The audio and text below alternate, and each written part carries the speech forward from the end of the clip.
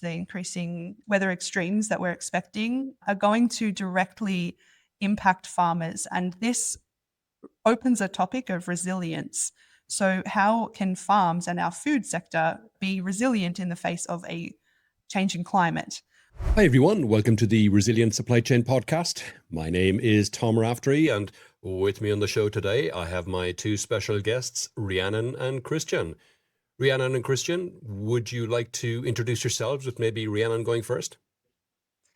Sure, happy to be here, Tom. It's good to be representing eAgronom here on the podcast today. We're a company that helps farmers transition to regenerative agricultural practices, and we are also enabling the food sector actors that buy products from these farmers to reduce their emissions in a claimable and verifiable way. And I'm a specialist in setting up environmental projects, and I am doing so by structuring partnerships with the food sector in Europe. Fantastic. Kristjan? Yeah, and I am Kristjan. I partner with Rhyannon on doing all the work she described, and in the process helping growers and farmers across Europe to transition towards more sustainable and resilient farming practices. Okay, fantastic. So let's talk initially, Kristjan, about why Scope 3 emissions in food are so difficult to tackle compared to Scope 1 and Scope 2. Maybe as a starting point, they are very large. If we look at any company's climate impact and the size of their greenhouse gas footprint, and especially in food and agriculture sector, a very large component of this, actually most of those emissions are part of the Scope 3. And that usually comes from the farms, from the growers, from the dairy units, or from the soil. That, I guess, is the first reason. But where it gets complicated is that there are often multiple challenges that get on the way. These could be traceability. Which farms actually are growing the inputs for me? And if you would have traceability, then how to impact those emissions on the farms. So it requires quite complex and multifaceted efforts to help these growers and farmers to transition and apply something different, a new set of practices. And so I guess we'll get into this, but yeah, many complexities, complex supply chains as well. Yeah, maybe Rhyannon, would you have anything to add here? I think they're the big ones. Yeah, traceability to the farm is one of the constant struggles of companies that are in the value chain, the food sector value chain. They can be many tiers of handovers and processes and transformations away from the actual farm. And of course, there's complex procurement requirements as well. And so if you are buying from different actors each year, you often don't have a constant or a stable connection to a singular farm. And so as a result, these companies who draw their corporate emission footprint boundaries according to scope 1, 2, and 3 often end up with a scope 3 that could be 70 to 95% of their footprint and no real influence or control over them directly. And what's the cost of not engaging farmers meaningfully in climate action?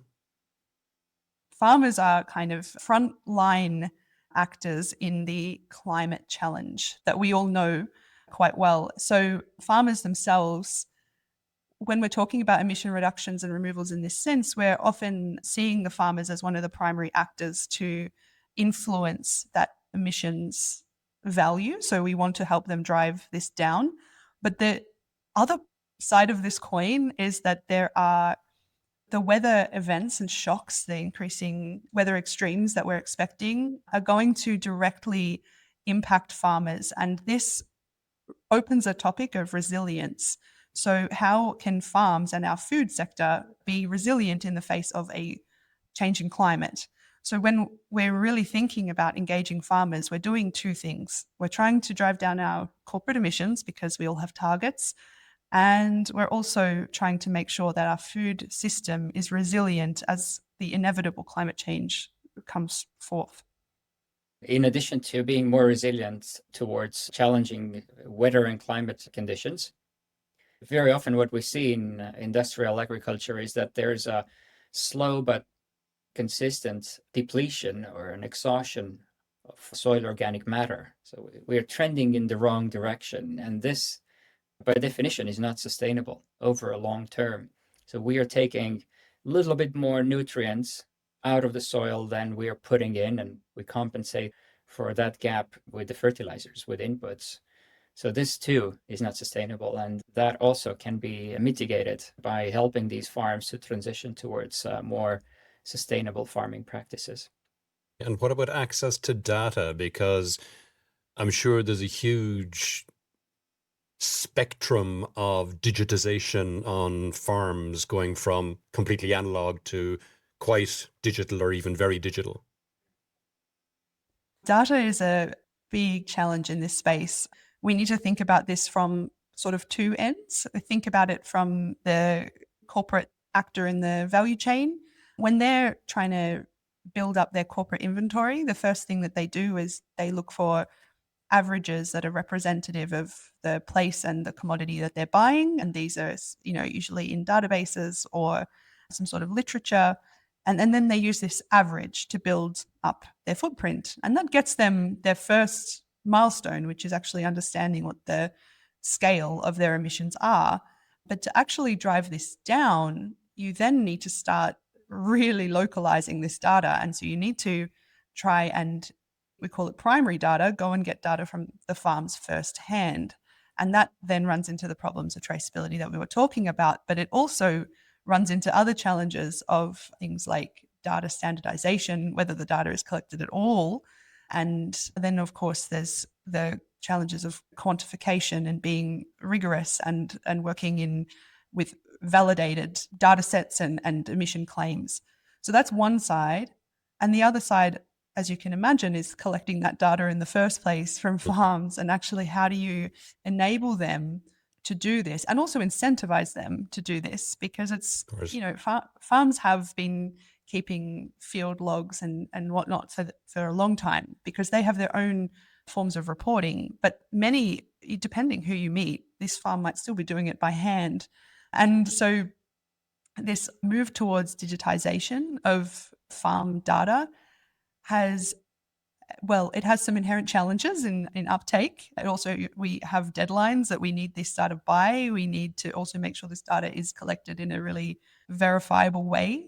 But I think it speaks to a bigger problem that if you are taking this data from farms and the farm is getting no benefit from it, then you're asking them to do something that's purely administrative. And that's a big challenge that we try to solve through our efforts with our farm management system and our data collection functions for sustainability programs, which is to make sure that that data set is being returned to farms in a way that they can use it, and trying to come with other sort of value for the farm that they wouldn't get if they were just filling out someone's survey and then that was just they have no control over then where that data goes. So quite some challenges to solve, and data really becomes quite a nexus and a focal point for programs in this space. What kind of value are you referring to for the farmers from the data? Yeah, so for example, being able to use this data to make on-farm management decisions. So how can it inform their agronomical decision-making and then also their day-to-day farm management. For example, if they have multiple workers, they can work on planning and task management. But then, of course, they have their own reporting obligations to the government. So being able to make sure that that's conveniently delivered and fast and in an appropriate format for them, that's sort of the beginning. But there's a world as well where farms are now subscribing to sustainability programs and being asked for information from many of their buyers, especially in rotational systems where they're growing multiple crops. That means multiple surveys from different actors, and also being able to get that, not have a massive survey burden for each and every interested party is another big value. Kristjan, would you add anything? Absolutely. And our vision really is that we are building a platform and infrastructure where the data is collected just once and done in a way that minimizes the administrative burden and manual effort by the farmer. It's maximally automated, but also reliable. and actually much more reliable than the survey-based tools that are often used with the farmers in these contexts, where they would need to remember what they did last week or maybe even 3 months ago on a particular field, which pass it was and what was applied and what was the application rate. All of those little data points influence the outcome, quantification outcome, a lot. We have built a system that automates that. Then, if a farmer maybe doesn't even need to open their laptop very often, all of that data is collected in one place. Whoever asks for it, which of their off-takers for different types of crops, the data is already there and is reportable and reliable and verified. Okay. So that's a lot of the challenges that are going on. What about some of the solutions with working on the ground? How does regenerative agriculture change the equation for soil health, for yields, for carbon, for things like that? There's a lot of benefits to regenerative agriculture, but also maybe it's just worth quickly noting what that actually is. And there's been many efforts to standardize that definition, but I think the pillars are increasing soil cover and reducing soil disturbance. So interventions that we often talk about when we run programs for farmers, with farmers for food sector clients, is we talk about reducing tillage. I think most people can envision an idea of soil being turned over. We see this with something we associate often with farming. And the other is increasing the soil cover. So in between crops, planting a cover crop. And that also is part of an effort to increase the biodiversity of what's growing in that field. So you have the main crops that are usually in a rotation, but then you also can be adding further diversity through cover cropping or even undersowing of main crops. And all of this, it's targeting a few key outcomes. And usually one of those is building soil organic matter. And this also is known as soil carbon. When we invert the soil, we are usually exposing all these microbes to oxygen, and they just go into a frenzy and they basically speed up their decomposition, and it releases carbon from the soil. So by reducing tillage and keeping that soil structure intact, you can reduce the losses of soil carbon, and you can even, through things like cover cropping and increasing the organic matter that's growing in the soil and being returned and kept in the soil, actually turn that equation around from a depleting system to a sequestering system. And when we do that, we start to get outcomes like increased water holding capacity, which means that they're a little bit more resilient when there's less rain. And of course, this can also contribute to yield. If every other farm is not irrigated around you and you're got all that little bit more water holding capacity in your soil, it can have a positive outcome on yield. And the diversity as well can really improve the resilience of that soil to pests and diseases as well. So there is a lot of benefits, but I think it's worth pointing out that changing from the conventional extractive agricultural system to one that is what we call regenerative is something that doesn't happen overnight. You can't just stop and change immediately. It needs quite sensitive and patient transition. It could also mean new equipment, which is another big expense. And so this timeline of transitioning is usually put safely around the 5-year mark to do it slowly. Okay, and I can imagine it's also quite geographically sensitive as well. I mean, a lot of the crops around me here in Seville would be things like olives and oranges, which regenerative agriculture for producing those, the techniques would be quite different, I suspect, from producing wheat or barley or corn or any crops that might be more common in Northern Europe. Partially, maybe, but I think it might be surprising, but there is a significant overlap still. With the perennial crops, maybe these practices are related more to pruning. So when you prune the trees, what happens with the biomass that is now removed potentially from the field? Maybe it can be left on the ground. There's also some soil disturbance in these systems with orchards. So this can be reduced. And cover cropping would potentially be even more effective because you could essentially cover crop all year round between the trees and around the trees. Sure. And for the food companies who are on the receiving end, How do they design Scope 3 programs that actually work in the field, not just on paper? Yeah, this is exactly what we do and what we aim to set up with companies.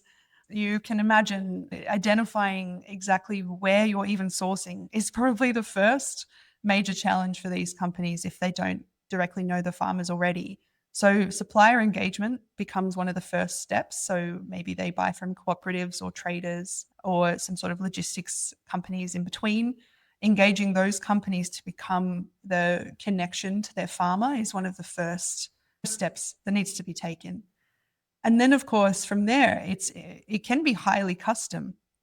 So finding out what these farms are already doing and their potential to improve their emissions profile is another sort of early stage step that we have to go through. And of course, that could involve a baseline data collection. So understanding what that farmer has been doing over the past years. And from there, I think one of the big challenges and also opportunities for the food sector, as opposed to other forms of sustainability programs, is the farmer incentive framework that you're bringing. Farmers aren't going to do this overnight, and they're also not going to do this for free. They need support, and it is their work that is going to contribute to the resilience of that food sector's company's business. Then we need to start looking at how can we adequately incentivize those farms so that they can confidently and, knowing what's in it for them, go and start doing what you're asking them to do. So this is something we do. We help to consult with these companies to come up with an adequate incentive scheme. And basically from there, it operates all very, you need to go to the farms and bring this value proposition to them. You need to do so in a way and a time that has enough time in the lead up to the first interventions that you're asking. And that can involve a recruitment phase. It can involve consultations that are usually one-on-one per farm to look at their unique opportunities and what it means for their bottom line. So this is also a piece of work that we and our local teams do.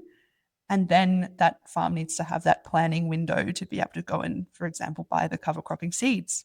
And so that's pretty much the cycle in the setup. And annually, then we run into the data collection cycle, their quantification and reporting, all in time for the food companies' sustainability reports. Okay. And what kind of incentives? I presume it's monetary incentives and it's coming from carbon credits. Is that a fair assessment? Not necessarily. Okay. Before we even talk about economic incentives or financial incentives, one of the things farmers really appreciate and value is knowledge transfer. So to really understand what is it that they could be doing differently in their farms, in their location, what part of the world they may be farming. The weather conditions, climate conditions, soil types are completely different. And this is one type of work we also do, and many food and beverage companies don't have these resources to engage farmers directly in this manner.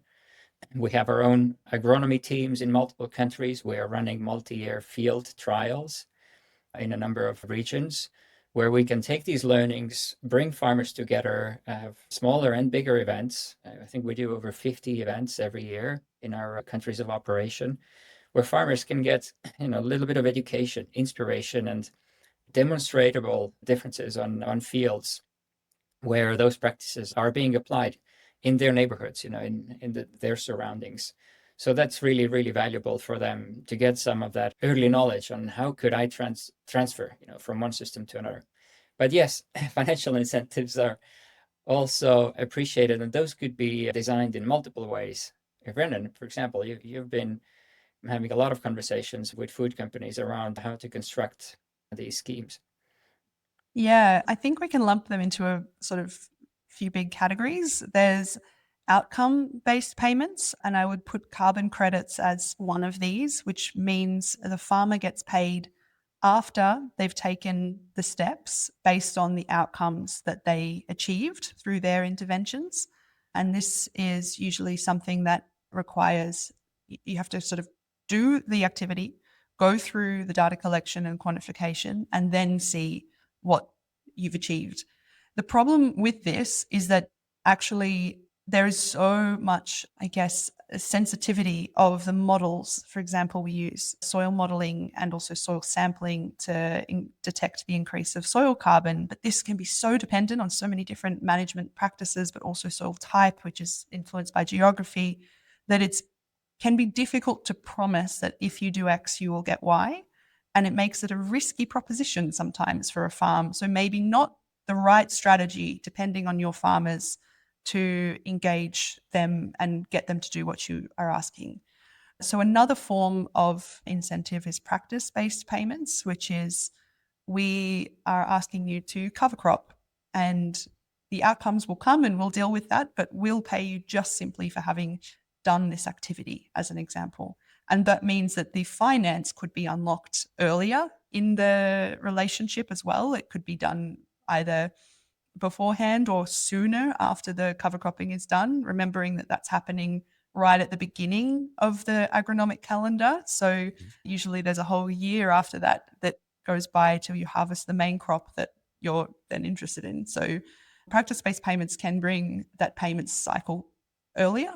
And then there's also a premium on the product that the company and the farmer are transacting on.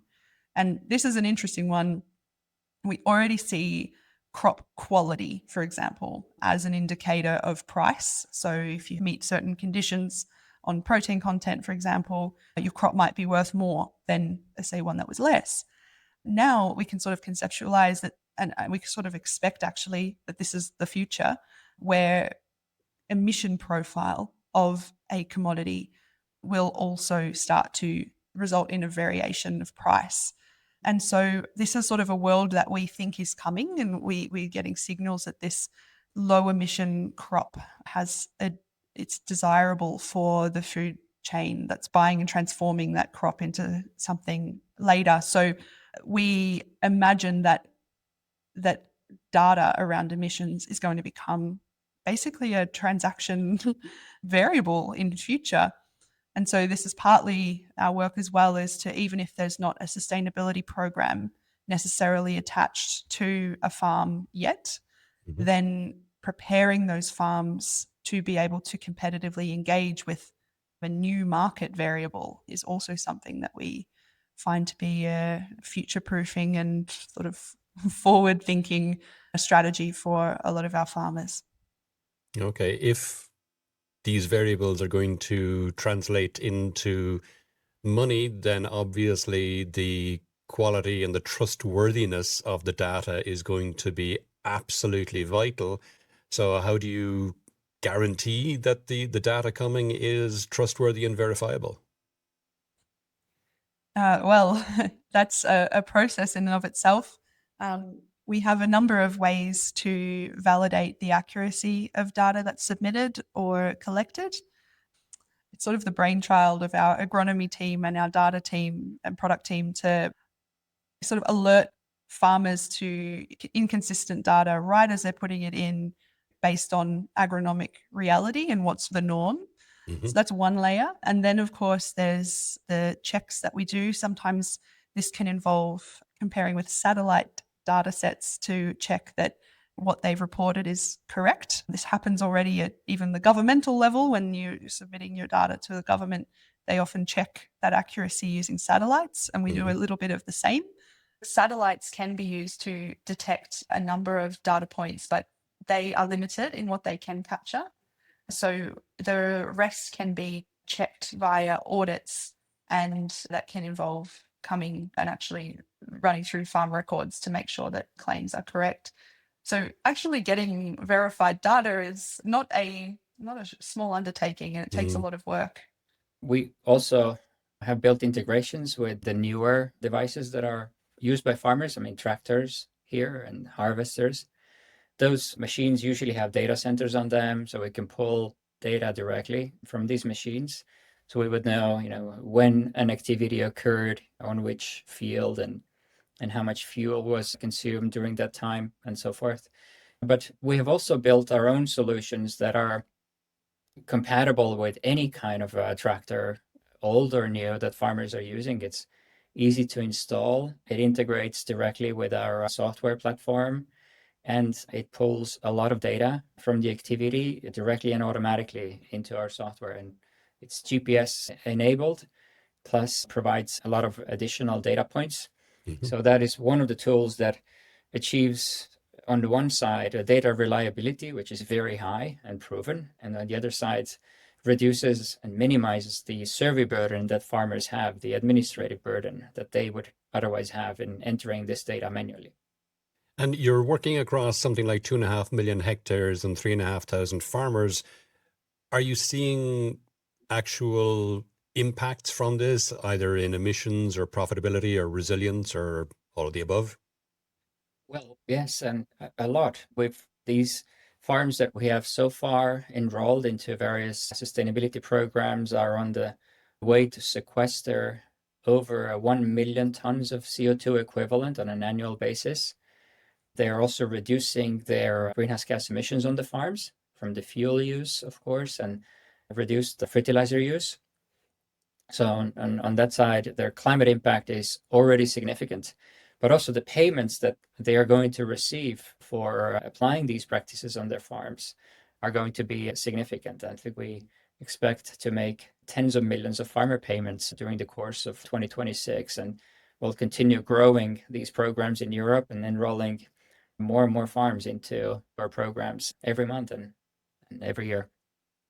Oh, great. Fantastic. And has there been anything that has really surprised you in the data or the field results? That's a good question. Is there something, Rhiannon, that we didn't expect? Maybe one would be that the results can vary a lot depending on where the farmers are located in. It depends a lot on the soil types, climate and weather conditions, because we're using tier 3 dynamic soil models, which are highly complex and they take in a lot of inputs in terms of data. And yeah, sometimes it's difficult to make simplistic assumptions about if you do X, then Y happens. Yeah, we've also learned in the process, and this has helped us to coach and train farmers better to help them maximize their impact to their soils and the soil carbon sequestration on an annual basis in their situations. Looking ahead, how do some of the new EU frameworks, the CSRD, SBTi FLAG, CRCF, how do they reshape what's possible for farmer and brand collaboration? Yeah, they're definitely coming in and putting a whole lot of additional requirements and expectations onto companies at different levels to report. And reporting is one big burden, as we've discussed. Actually getting hold of that data and making it reliable is something that is a big challenge. And the other part, when you talk about SBTi FLAG, for example, a very large portion of companies these days have a target. And those targets generally quite long term. So we're usually talking like a 2050 goal. And many of them are also what we call a net zero goal, which means that a company has to reduce its emissions as much as it reasonably can. And that process in and of itself is a big effort. It forces the company to look inside its own operations and look for opportunities to reduce their emissions or their emissions intensity. And then it requires a neutralization of the residual emissions that are left. And this is usually recommended to be achieved through removals. The distinction here is that removals are actually taking the carbon that's in the air out and using that as a sort of as a credit towards reaching net zero. So these frameworks really force a few things to happen. They force this supply chain engagement. So what we're seeing now is quite a push between food companies and their suppliers to get more and more data, or to set even like minimum requirements like codes of conduct, for example. And then they require that data flow, that data aggregation, and reporting that in a credible way. And not to mention actually figuring out how to reduce those emissions and like what we talked about, there needs to be quite a bit of money on the table to actually bring that about. So these sorts of things are changing. They're sort of bringing sustainability from a voluntary topic towards being something that goes hand in hand with quite a lot of compliance and regulation. And I guess one big question I have then is if regeneration and regenerative practices are so positive, why are they not widespread at this point? There was quite some decades ago this campaign by many, I would say, input companies, and also a focus on sustainability had a kind of different lens, which was sort of scale, right? So we had a sort of system that was being predicated around scale and a dependency on inputs, because as you apply nitrogen, you get better yields. And we industrialized the system to a point that we now see large monocultures over massive areas. We see industrialized holdings of companies or companies and of owning farms. So we're also seeing a shift towards larger and larger aggregations of land. We're seeing also age of farmer quite getting older and older. And all of this sort of results in a system that has, over the long term, been quite depleting. And we're, after decades of these practices, now starting to feel the pinch of that degradation that's been happening. And when you layer oncoming climate change with that, you end up in a vulnerable place. So actually looking towards these practices and trying to bring them in to become more commonplace will have a huge impact on the resilience of our food sector moving forward. But it does require a little bit of a step away from monoculture and dependence on inputs that we have been seeing in farming for so long. What, for both of you, what keeps you motivated when progress feels slow in this kind of sector? Kristjan. We believe in the long term, we will all work this out, and this is the right thing to do. It just takes time because it's a huge complex system. You know, how we grow, process, make, and deliver food. It's complicated. There's so many layers and there's so many facets. So it cannot be changed overnight. But I think, you know, everyone we talk to, including the farmers, they all believe this is the right thing to do. You know, we do need to farm and grow our food more sustainably in the long term. They want to be the guardians of their lands and their soils and invest in the soils as well. So I think we're ever optimistic that even as today these sustainability initiatives, farmer engagement, Scope 3 projects are limited in scope and size, this is not going to be like this in the future. And we want to be part of this journey. Yeah, Okay. I might add here as well, I've been in a purpose-driven kind of space for a while, and I can tell you that it does get overwhelming and bleak sometimes, especially if you engage too much with the news. I believe that the way we're going to solve the climate crisis is through system change.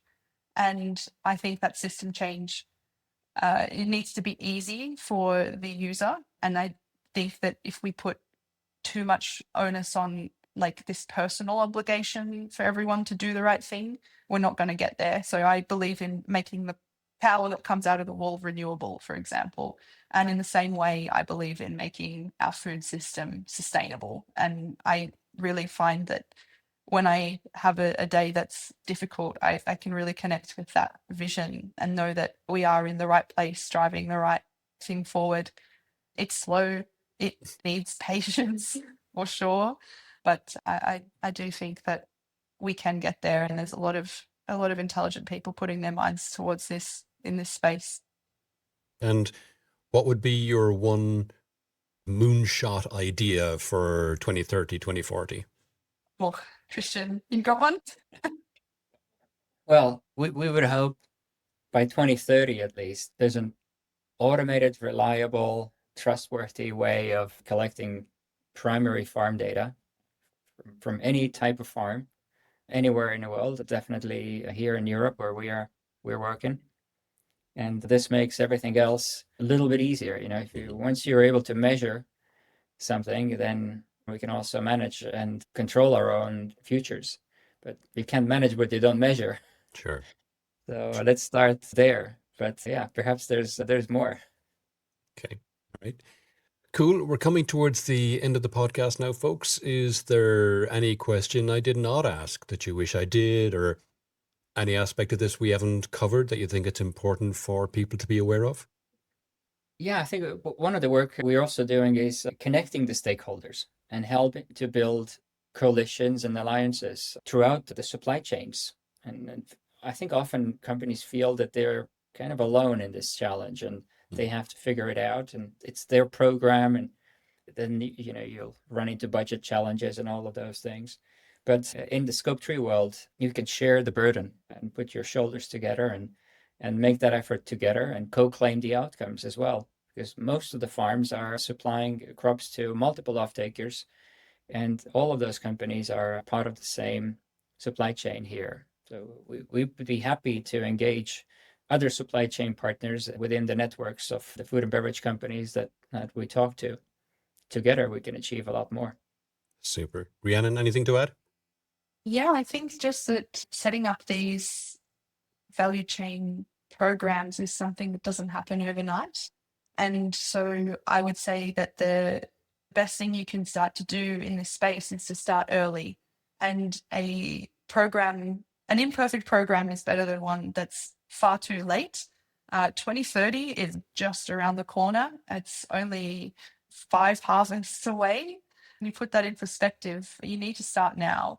We often find that, especially if you're wanting to drive emission reductions and removals, farmers need to begin that work at the beginning of the next season, and which is usually around August. And with all the run-up to recruitment and to program setup, and also making sure we approach farmers at times of year when they are available to engage, not during the middle of their harvest when they're all in field. We kind of need to be starting now. So we recommend that companies, if you're, for example, looking towards impact on 2027 crops, that you actually be starting now before the end of 2025 with getting your programs underway. So you have to have a long runway, but we do this every day and we connect all the important pieces together to make these programs work. So we are very happy to help anyone who might be looking to get started. Fantastic. Okay, great. Well, with that, if people would like to know more about yourselves or any of the things we discussed in the podcast today, where would you have me direct them? Well, just find eAgronom.com and our contact details will be there. Write to us directly or ping us on LinkedIn. Perfect. Okay, fantastic, folks. That's been really interesting. Thanks a million for coming on the podcast today. Thanks, Tom. You, Tom.